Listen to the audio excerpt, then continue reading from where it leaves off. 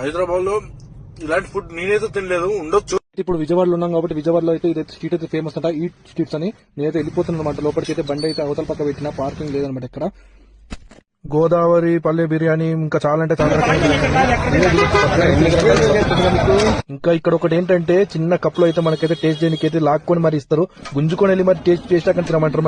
మనం డ్రైవర్లో మన బండ తింటేనే మనకు వంట పడుతుంది. అందుకే పార్సల్ తీసుకుని అయితే నేనైతే కార్ దగ్గరకు వచ్చేసిన, తినడం అయితే స్టార్ట్ చేసినాను అనమాట.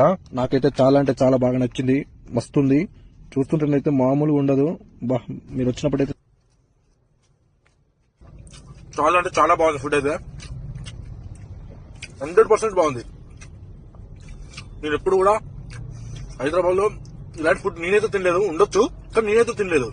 మళ్ళీ రిటర్న్ అయితే హైదరాబాద్ కి రానికి అయితే డీజిల్ అయితే కొట్టించుకుంటాను అనమాట. బాబాయ్ తిన్నావా అని అడిగితే తినలేదు, తినాలి అన్నాడు. బిర్యానీ ఉంది తింటావా అని అడిగా, నేను అంత తినలేదు అనమాట. చాలా బాక్సులు అంటే చాలా మిగిలింది. బాబాయ్కి అయితే ఇచ్చేసాను అనమాట.